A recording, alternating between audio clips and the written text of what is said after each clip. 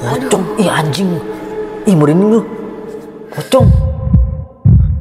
Aduh, aduh, aduh, aduh.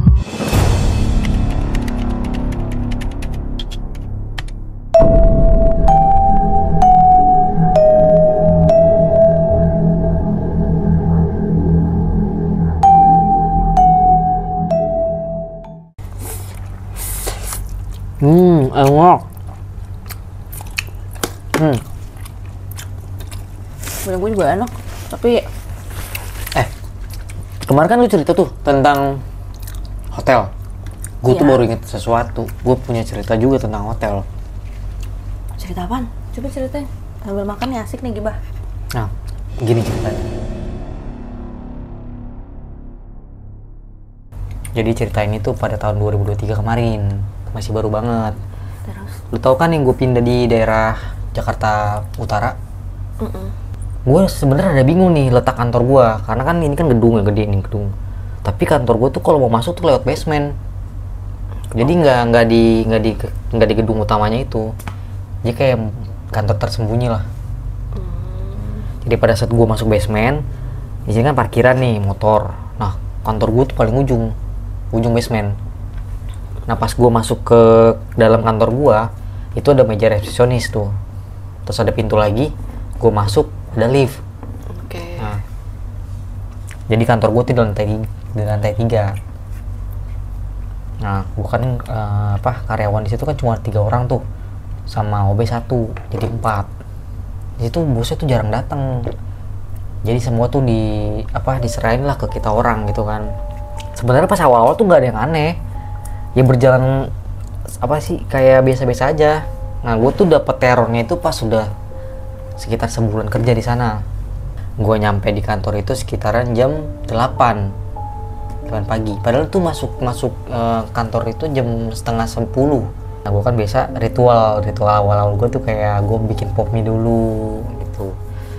Terus gue makan dulu, gue ngopi dulu. Jadi kantor gue tuh pas sudah keluar dari lift itu udah 4 ruangan nih. Tapi yang keisinya cuma 1 doang di lantai 3 ini. Yang keisinya cuma kantor gua doang. Terus lu kalau misal ke arah kiri lagi tuh ada dapur sama wastafel, ada kamar mandi di situ. Nah, pintu kantor gua kan kayak pintu Alfamart tuh, bening. Tapi dia ditempelin stiker gitu. Jadi tengah-tengahnya tuh kayak ngeblur gitu loh. Nah, kalau misalnya orang lewat kan tetap kelihatan, cuman palanya doang. Jadi cuma segini doang nih yang bisa kelihatan, Mbak. Dari sini ke bawah tuh nggak kelihatan. Nah, kebetulan meja gua itu ngadep ke arah pintu. Nah, terus udah gitu kan pas gua lagi makan pop mie, tiba-tiba gua ngeliat nih ada yang lewat gitu, kepalanya doang nongol, beneran. Gua kira temen gua, karena memang temen gua tuh tinggi orangnya, editor juga kan. Terus kata gua tumben banget nih anak nih, datangnya pagi gitu. Biasanya kan memang dia datangnya siang gitu loh. Terus udah tuh pas gua makan pop mie, selesai makan kan gua mau ke kamar mandi tuh. Sekalian gua mau ngerokok, karena kita kalau ngerokok tuh nggak boleh di dalam. Terus gua tungguin, kok nih orang kagak keluar nih, tapi keran airnya nyala. Gua ketok-ketok kan nama editor gua namanya Aldi. Di, bagi rokok dong, gua bilang gitu. Nggak ada jawaban tuh. Terus gua ketok-ketok, pintunya kebuka ternyata. Dan lu tau nggak, di dalam itu nggak ada siapa-siapa. Iya makanya, tapi wastafel nyala, yang gue bingung. Nah kan gue takut kan, abis itu gue balik tuh, gue matiin keran airnya, gue balik lah ke dalam ruangan gue. Terus nggak lama, sekitar 20 menit kemudian pada datang tuh semua tuh, teman gue si Ajeng sama si Aldi nih. Gue sempet cerita sama mereka, gue tanya itu tadi pagi yang lewat siapa ya? Karena kalau misalnya OB kantor itu nggak mungkin, karena dia tingginya segua, sedangkan si Aldi itu tingginya lebih tinggi dari gue. Terus mereka diem aja kan, karena mereka juga mungkin gak tahu kali. Nah itu teror pertama tuh yang gue alamin tuh. Nah teror kedua ini pas gue udah beberapa hari kemudian tuh. Gue kan datang pagi, kayak biasa, kebiasaan gue makan pop mie dulu, ngerokok, ngopi dulu, bisa ngopi ngerokok lah di luar kan. Gue ngeliat si kepala itu lagi tuh lewat, sama ke arah dapur lagi. Gue kira teman gue ngelakuin hal yang sama kan. Gue coba buka pintu dan ternyata memang nggak ada siapa-siapa di situ. Karena gue takut, akhirnya gue ke bawah. Gue langsung mau ke kantin, karena kalau di kantin itu kan rame orang. sembari gue ngecat nih teman gue, weh sebelumnya gue ngecat dulu, weh lu orang di kantor apa enggak nih? Terus mereka bilang enggak, gue datangnya siang gitu. Gue takut kan karena mereka bilang datangnya siang, akhirnya gue ke bawah nih, gue ke bawah ke kantin ya kan. Lu tahu kan, jadi dari ruangan gue ke kanan itu sebelah sini lift. Jadi gue ke arah kantin nih, ke lantai basement. Jadi itu ada basement 1, basement 2, B1, B2. Gue inget banget gue itu neken tombol B1 karena kan tombol kiri sama kanan kan jauh ya jaraknya. Tapi pas gue neken tombol B1, yang bikin gue kaget adalah gue tuh pas liftnya kebuka, tiba-tiba tuh kayak ruangan terbengkalai gitu loh. Gue kaget kan, lah kok jadi begini nih lobinya nih. Terus gue coba buat mencet-mencet terus kan, gue mau biar pintu liftnya ketutup tuh karena gue takut kan. Tapi itu di B1? B1, tapi gue bingung kok jadi begini tampilannya. Terus gue langsung tanya teman gue kan, weh kok gue kan nyasar ke sini ya. Nah si Ajeng bilang, udah lu jangan ke situ deh, buruan cepetan naik lagi ke lantai kita aja, ntar lu pencet lagi liftnya. Ya udah, akhirnya gue pencet lagi tuh, balik lagi ke lantai gue, terus gue pencet lagi, barulah tuh normal liftnya ke basement yang bawah ini, biasa gue parkir motor. Jadi harus ke atas dulu baru pas pencet lagi B1 Iya. baru keluar B1 yang biasanya. Iya, terus udah tuh makan segala macam, udah tuh akhirnya kita ngelakuin aktivitas seperti biasa tuh, ya kan. Setelah kejadian itu, gue kan rada-rada takut nih. Jadi tuh kalau gue mau pulang mau gimana-gimana, kira gue nungguin teman gue dulu karena kejadian kemarin-kemarin. Jadi kalau misal gue nyampe duluan, gue nggak langsung ke atas, gue nungguin di lobi parkiran gue nungguin temen gue kan, kalau misalnya mereka datang barulah gue naik ke atas Biar ada barengannya. iya, biar ada barengannya. Nah kan gue tiap orang itu kan dikasih akses tuh kartu satu buat buka pintu darurat. Oke. Jadi di pintu darurat itu ada kayak tombol-tombol gitu, kita mesti masukin kode, kalau nggak kunci akses gitu loh, kartu gitu kan. Nah itu pas itu gue posisinya lagi lembur nih sama editor gue, si Ajeng mah udah balik duluan, gue lagi lembur sama Aldi. Itu sekitaran jam 8:30. Wah, udah malam banget. Iya, terus si Aldi tuh bilang, Nik, liftnya lagi error, lu pakai tangga darurat aja, soalnya kan pintunya juga lama ketutupnya, jadi kayak kebuka mulu loh pintu liftnya itu loh. Lama banget, iya sensornya. Terus karena terus posisinya tuh gue nggak bawa kartu tappingnya itu. Oke, kartu aksesnya nggak ada. Ya, jadi yang bawa cuma si Aldi. Sedangkan gue tuh lagi buru-buru mau pulang. Kalau misalnya pulang kan gue harus naik lift. Kalau lift kan kita nggak pakai tapping. Kalau lift nggak, tapi kalau misalnya pintu darurat pakai. Sedangkan si Aldi bilang tuh, lu jangan naik lift karena liftnya lagi rusak, lagi error. Lu nanti bareng gue aja, kita lewat pintu darurat. Dibilang kayak gitu. Gue maksain. Akhirnya lu sendirian? Hah? Akhirnya lu sendirian? Gue sendiri. Akhirnya gue maksain kan, gue pencet-pencet liftnya nih, karena emang liftnya sensornya ada error, tapi bisa sebenarnya. Kira gue pencet lagi tuh ke basement B1. Tiba-tiba gue diarahin lagi tuh ke basement yang kosong itu. Gue kaget kan, kok gue diarahin lagi nih, udah 3 kali sama yang ini nih. Terus karena gue nggak mungkin naik lagi ke atas karena si liftnya itu nggak mau nutup, jadi kebuka terus tuh. Pas udah nyampe di basement 2, di B2 itu, gue pencet-pencet kok nggak ketutup nih. Gue bingung dong, gue panik, gue mau lewat pintu pintu darurat, gue nggak megang tappingnya kan. Iya. Terus sedangkan gue nggak bisa naik lagi nih karena pintunya kebuka itu. Terus abis itu gue naik lagi ke tangga darurat nih, kan lift nih. Terus di sini tangga darurat, gue naik lagi tuh 2 kali tangga itu. Gue tunggu di sana, gue telepon OB gue ya kan, bang gue kekunci nih, bisa tolongin gue nggak? Gue bilang kayak gitu. Pertamanya tuh checklist tuh lama, gue kayaknya nungguin tuh sekitaran 20 menit. Mana teman gue udah balik lagi, ternyata si Aldi itu. Lu nggak takut itu sendirian? Takut sebenarnya, takut mau gimana, orang gue turun salah naik salah nggak bisa. Jadi gue mau nggak mau gue masih nungguin OB gue, sedangkan OB gue tuh lagi keluar, lagi beli lagi beli rokok. Gue telepon-teleponin kan, mana kan di basement bawah itu yang B2 itu kan lampunya agak gelap ya. Lu tau nggak, pas gue lagi nungguin di balik pintu itu, gue dengar samar-samar suara itu kayak gimana, kayak orang ngegerem gitu. kayak gini. Kayak gitu. Itu samar-samar, itu bener-bener gue denger tuh. Jadi suaranya tuh kayak ntar dari bawah, ntar atau dari atas gitu. Jadi kayak suaranya ngelilingin gue. Gue bingung kan, aduh, kata gue udah di balik pintu, gue nggak bisa kemana-mana dan gue denger suara itu. Jadi suaranya kayak mau nyamperin gue lu. Bayangin tuh, setakut apa gue di situ. Terus gue telepon kan. Iya, gue telepon OB gue kan, bang, buruan bang, gue takut bang, gue bilang kayak gitu kan. Gue cara nungguin 5 sampai 10 menit, akhirnya dibuka pintunya. Gue langsung pulang kan dari situ. Itu benar-benar teror tuh, serem banget tuh di kantor itu tuh.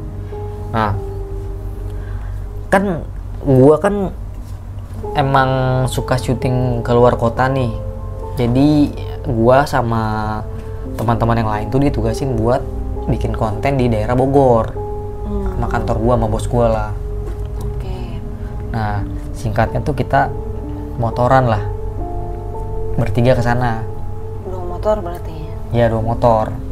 Jadi gue sendiri, Ajeng sama si Aldi. Itu ganti-gantian lah kita. Ntar kadang si Ajeng bawa motor, ntar gue sama Aldi boncengan gitu-gitu, konvoy. Tapi kita bawa 2 motor kan.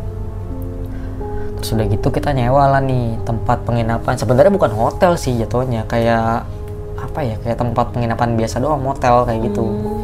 Kayak losmen. Ya, terus udah gitu gue awal-awal gue bingung nih. Ini yang booking tuh si Ajeng. Kata gue, kok tempatnya begini sih Jeng?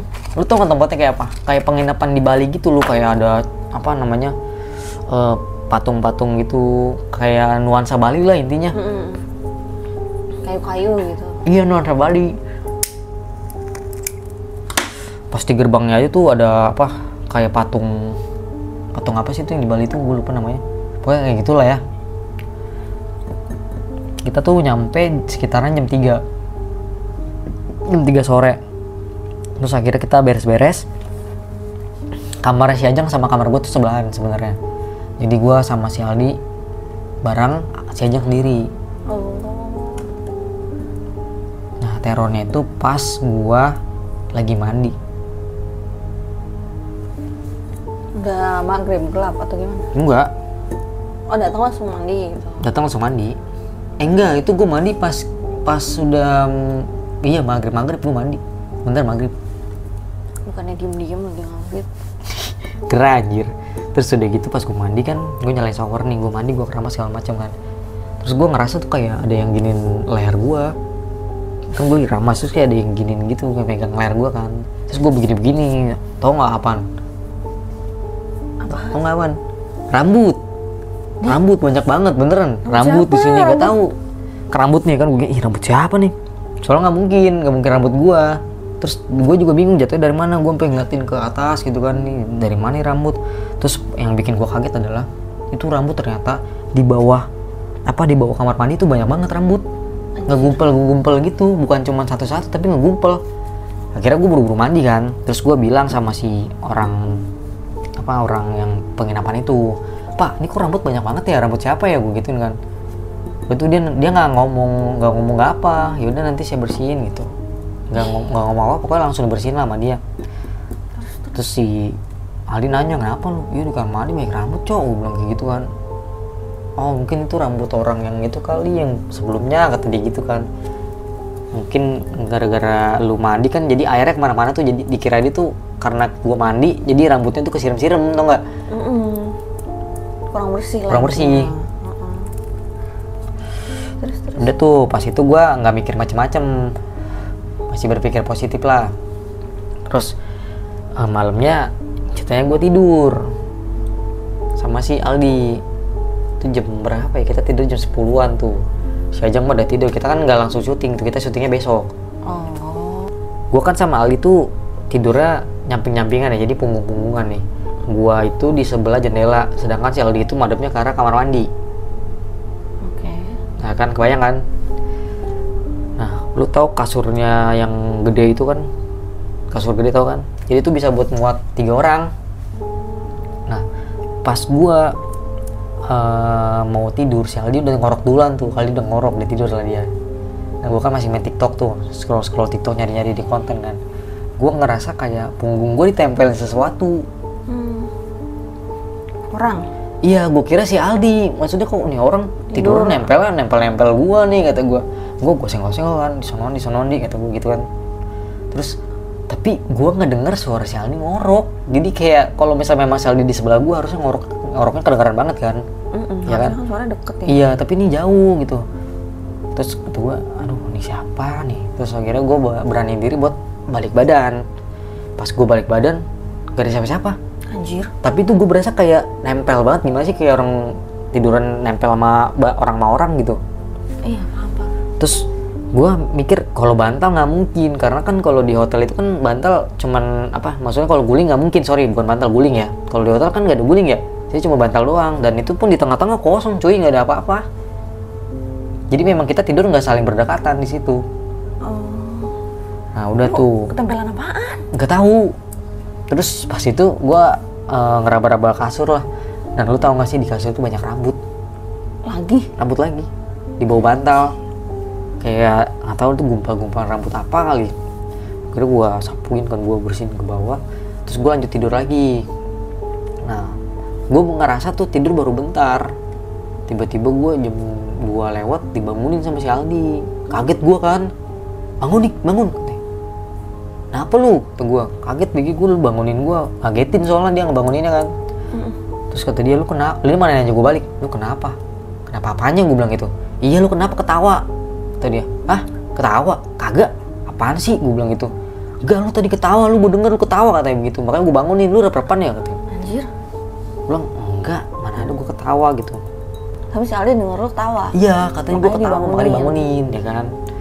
Terus gue bilang, apaan sih di, gue nggak ketawa. Nah terus kalau dari versinya Aldi, dibilang katanya dia ngedenger suara cewek nangis di dalam kamar mandi. Jadi kamar mandi itu kita tutup pintunya, tapi kita buka dikit doang sih, kayak biar kelihatan ada lampunya gitu. Karena kan lampu kita gelapin kan, jadi yang nyala cuma lampu kamar mandi doang. Terus kata Aldi, gue kaget begini, nggak bisa tidur, gue ngedenger suara cewek nangis katanya di dalam kamar mandi. Tuh bergema banget suaranya, kata dia gitu kan. Aduh. Gak lama lu ketawa, dia bilang gitu. Gue bangunin. Terus gue ngerasa kayak ini udah nggak beres nih, gue bilang gitu kan. Yaudahlah, yuk kita keluar dulu nyari angin lah, gue juga takut nih, gue bilang kayak gitu. Nah nggak lama pas gue mau keluar, gue kaget sih Ajeng di depan pintu kamar gue orang. Ngapain? Dia juga nggak bisa tidur ternyata, katanya dia gelisah kata dia. Gue bilang, lu kenapa Ajeng, lu ngagetin gue? Iya gue nggak bisa tidur Ki, katanya. Kenapa, tumben banget lu? Mungkin apa karena lu sendiri kali tidurnya, gue bilang gitu. Enggak, gue tuh iya, gue bilang karena lu sendiri kali tidurnya. Terus kata dia, enggak, lu kan tahu sendiri gue orangnya pelor dan gue emang sering tidur sendiri, kata dia. Cuman gak tau kenapa nih hawa kamarnya gak enak banget, kata dia gitu. Ya udahlah, akhirnya kita bertiga cari warkop lah, nongkrong gitu kan. Sampai pagi gue orang gak tidur tuh akhirnya. Terus kita balik lagi lah ke penginapan itu. Pas udah paginya barulah kita tidur, istirahat segala macam. Terus udah itu aktivitas berjalan seperti biasa, kayak ngonten segala macem. Nah di hari yang kita kan 3 hari 2 malam ya. Jadi itu di hari terakhir kita kan besok mau pulang. Iya. Itu ada kejadian aneh lagi. Jadi pas malam itu gua kan lagi main game. Nah si Aldi ini lagi video call sama ceweknya. Oke. Nah terus dia tuh kan duduk di sini, kan ada meja sama bangku tuh. Di sini tempat tidur, ini jendela, dan di sini kamar mandi. Tadi gue bilang dia lagi video callan di situ sama ceweknya. Terus ceweknya bilang kayak nanya gitu, kamu sama siapa aja? Dia bilang gitu, kata ceweknya. Iya kita bertiga, kata si Aldi gitu. Terus ceweknya bilang, kalian sekamar bertiga? Enggak lah, itu kok di cewek di dalam kamar katanya. Kamar mana? Gue pas gue lagi main game langsung merinding kan pas ceweknya bilang gitu. Anjir. Karena gue sama Aldi bilang, gue liat latar sama Aldi, ada cewek, siapa? Ajeng kali. Terus si Aldi bilang, iya bertiga, emang sama Ajeng tapi nggak sekamar, kata Aldi gitu. Apaan sih, tadi aku ngeliat cewek katanya. Siapa? Ajeng? Bukan, kata dia gitu. Oh, ceweknya kenal Ajeng juga berarti? Tenang, kalau Ajeng kan rambutnya pendek. Dan yang si cewek tuh lihat katanya panjang rambutnya, berarti kan bukan Ajeng. Dan Mampus, siapa tuh? di kamar kan memang cuman gue berdua doang sama Aldi, ya kan. Terus udah tuh gue sama Aldi lihat-lihatan kan, aduh anjing nih, udahlah nih kita mutusin buat balik lah. Malam itu juga kita balik dari penginapan itu. Tapi posisinya udah selesai tuh, maksudnya konten lo udah beres? Udah beres, itu kita memang udah prepare segala macem kan. Kita niatnya tuh pagi-pagi mau cabut, Ya biar subuh-subuh. ya biar nyantai. Ya, kan? tapi Jauh. karena kejadian itu, udahlah langsung cabut aja lah. Gue juga gak enak nih perasaan gue gitu kan. Terus Nah, gobloknya si Aldi, pas kita udah keluar dari kamar itu, kan namanya nuansa Bali kan pasti ada sajen-sajen gitu kan. Ditendang sama dia, nggak sengaja sebenarnya. Dia nggak sengaja nendang. Tapi pas udah ditendang kan berantakan tuh. Maksud gue tuh rapin lagi loh sajennya itu. Sama dia digeser lagi pakai kaki, dibingkirin gitu. Gue yang rapiin kan, kata gue si Aldi bener-bener goblok nih, kata gue gitu kan. Udah akhirnya kita pulang. Nah pas kita balik dari penginapan itu, motor kita motor gua sama Aldi sempet mogok di jalan. Tiba-tiba anjir. ya Itu di jam berapa itu? kita balik itu pas tengah malam malah tuh. Anjir. Lu nggak pada takut tuh kan? Kita takut, cuma kita Lebih takut di sono. iya, kita sengaja balik malam. Terus kita mau nyari warkop gitu loh, buat nunggu sampai pagi. Bener nih akhirnya nunggu di warkop sampai pagi karena mogok motornya. Terus pas pagi-pagi nyala lagi motornya. Cuman si Aldi kayak pas keluar dari tempat itu mukanya aneh. Gue ngerasa kayak, kan mata gue minusnya, jadi gue ngeliat si Aldi kayak mukanya tuh kayak aneh aja gitu. Gimana ya, kayak nggak kayak biasanya. Maksudnya apa, kayak lebih pucet apa? Kayak orang sakit, kayak orang layu gitu, gimana sih? Terus udah gitu dia jadi pendiam dari situ, kayak diem ya. Lapar nggak dia? Nggak tahu. Terus udah tuh kira kita baliklah ke rumah masing-masing gitu kan. Singkat cerita kita balik lagi lah ke kantor, kayak melakukan aktivitas kayak biasa. Cuman pas gue lagi bikin konten nih sama si Aldi dan sama si Ajeng, mukanya Aldi tuh kayak berubah-berubah gitu loh. Di penglihatan gue ngeliat mukanya kayak menyeringai. Tapi sebenarnya nggak menyeringai. Jadi gimana ya, kayak sekilas kayak ngeliat, berubah tapi iya, balik normal lagi. Balik normal lagi. Jadi yang gue lihat tuh dia kayak nyengir gitu loh. Terus udah gitu gue ngeliat si Aldi kayak diem gitu, murung gitu kan. Gue pikir dia berantem sama ceweknya. Lu nggak nanya tuh kenapa? Nggak nanya gue. Terus gue sempat ngobrol sama si Ajeng. Gue bilang gini, Jeng, lu ngerasa aneh gak sih sama si Aldi? Iya sih ya, dia pas pulang dari tempat itu kayak aneh banget Ki katanya. Biasanya kan lu tau sendiri orangnya mulutnya gacor, tapi dia pas itu murung, gak mau berantem kali sama ceweknya ya.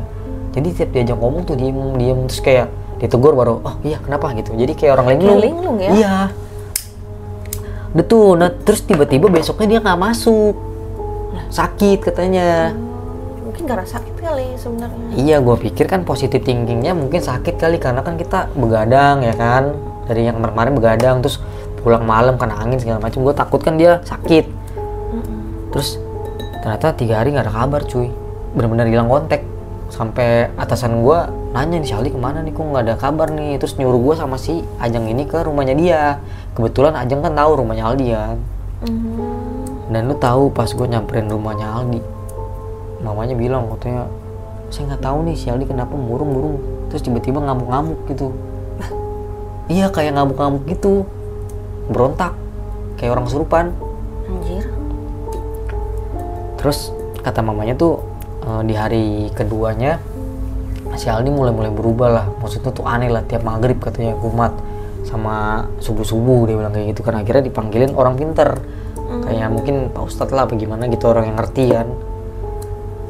Terus udah tuh dia didoain apa gimana, gue nggak ngerti. Terus kata si ibunya bilang gini, kalian tahu penginapannya kemarin nggak? Kenapa Bu? Gue bilang kayak gitu. Iya kemarin kata Pak Ustadznya kalian harus balik lagi ke sana katanya gitu. Jadi kalau dari Pak Ustadznya tuh bilang ada sosok yang ngikutin, sosok perempuan yang ngikutin si Aldi ini sampai ke rumah, dan dia nggak mau balik, maunya tuh dianterin ke sana. Anjir. Kalau misalnya nggak dianterin balik, katanya dia nggak mau pergi gitu loh, keluar nggak mau dari keluar. Aldi. Iya, terus katanya tuh si perempuan ini bilang si Aldi ini apa namanya ngelakuin hal yang aneh-aneh lah di kamar mandi pas sama ceweknya gitu. Aduh. Jadi kayak video call mesum, tau nggak? Kayak gitu tuh dia di kamar mandi. Aldi lu ngada-ngada Aldi. Udah dia kayak begitu dia nendang sajen pula. Kayaknya itu ya mungkin ya. Iya, terus udah gitu katanya lu tuh udah nendang sesuatu yang disakralkan katanya. Jadi lu harus balik lagi dan lu harus benerin kata dia gitu. Tapi kan seingat gue memang udah dibenerin. Iya ya, kan udah lu rapiin. Udah gue rapiin. Nah terus akhirnya udahlah mau nggak mau kan. Jadi posisinya si Aldi lagi begitu, kita balik lagi ke sana. Bertiga tuh. Bertiga, tapi kita naik mobil. Oh. Akhirnya sama si orang tuanya dia sama si orang pintar ini kan, kita balik lagi ke sana. Dan akhirnya udah si Aldi kan udah mulai sadar tuh, cuman dia kayaknya masih lemas gitu.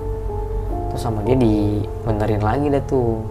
Terus yang gue plot twistnya tuh si bapak yang jaga itu senyum-senyum sendiri. Kayak Kenapa nih orang? Kiri bilang gini, saya tahu nanti pasti kamu bakal balik lagi ke sini. Habis ngapain digituin sama bapaknya. Akhirnya kita jelasin lah, kita bilang kita nggak sengaja pak gini. Ya udah akhirnya dibenerin lagi tuh, dirapiin sama si Aldi segala macem. Kayak diberantakin lagi, sama dia diberantakin lagi nih. Tapi dia sendiri yang beresin lagi terus dirapin lagi. Kayak direka adegan Direka lagi ya? iya. Direka ulang. Udah dari situ kita akhirnya minta maaf lah sama yang di sana gitu. Maksudnya kan kita kan hidup berdampingan nih. Kalau misalnya kita sopan juga maksudnya mereka juga gak akan ganggu gitu. Dan teror-teror yang terjadi dari awal itu yang gue ada rambut-rambut itu karena si Aldi itu. Emang parah nih si Aldi ini. Iya. Meresahkan. Dan setelah kejadian itu, ya udah akhirnya kita balik segala macem. Kita ngadain doa bareng-bareng. Dan udah akhirnya si Aldi ya sehat sampai sekarang gitu.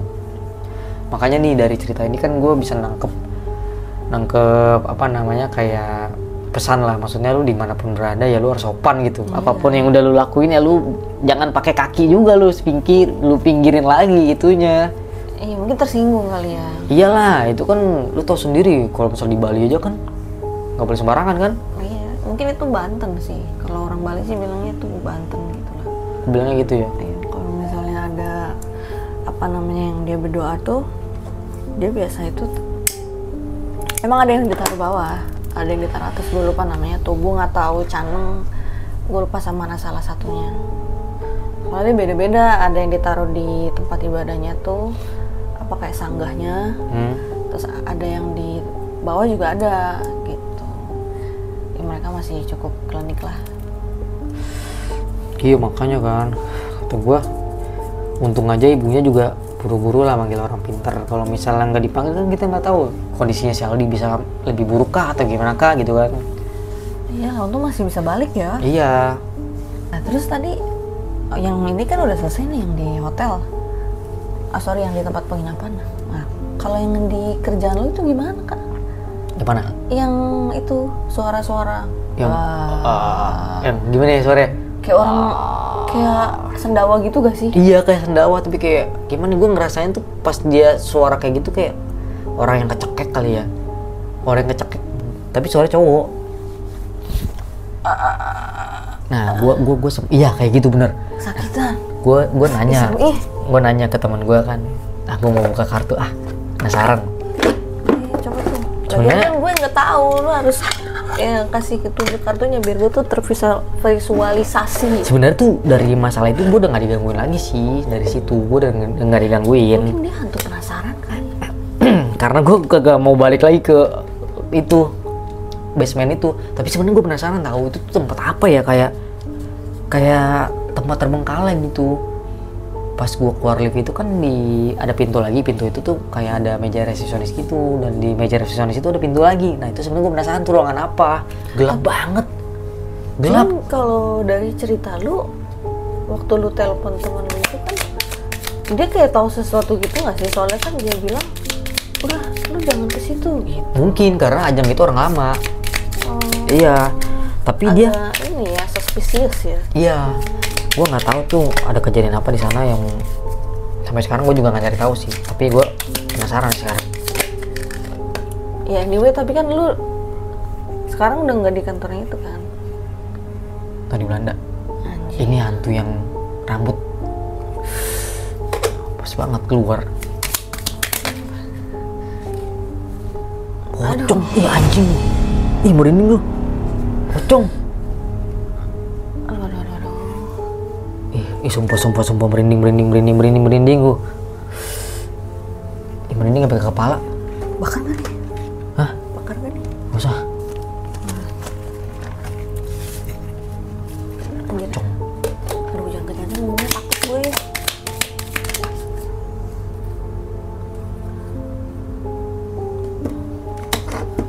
Ada kartu markesit itu kayak sebuah lokasi yang sebenarnya bahaya dan gue tuh nggak boleh kesana. Ini ke kantor lo? Kantor gua. Kan kita lagi bahas kantor. Oke. Bahaya tuh, kantor lo bahaya. Tapi sih dari kejadian itu gua akhirnya pindah lagi ke kantornya. Gua udah nggak mau di situ lagi. Kayak gua ngerasa hawanya nggak enak. Syukurlah. Tapi ya menurut gue ya kayaknya di kantor manapun atau di gedung apapun kayak selalu ada aja ya, maksud gue. Tapi tergantung nih, ada yang taraf isengnya biasa, sedang, menengah gitu, nyampe kayak parah banget. Tapi menurut gue tuh parah sih kantor gue yang itu. Karena sampai nyasarin orang ke basement dan itu pintu liftnya nggak bisa ketutup. Lu bayangin posisi gue pas gue tuh harusnya udah pulang, gue kekunci. Nah mau naik lift serba salah, nggak mau nutup pintunya. Gue naik ke tangga darurat, gue nggak bawa kartu akses. Jadi kayak naik turun salah gue. Iya, lu pada pingin sih pasti. Udah mau pingsan gue sebenarnya.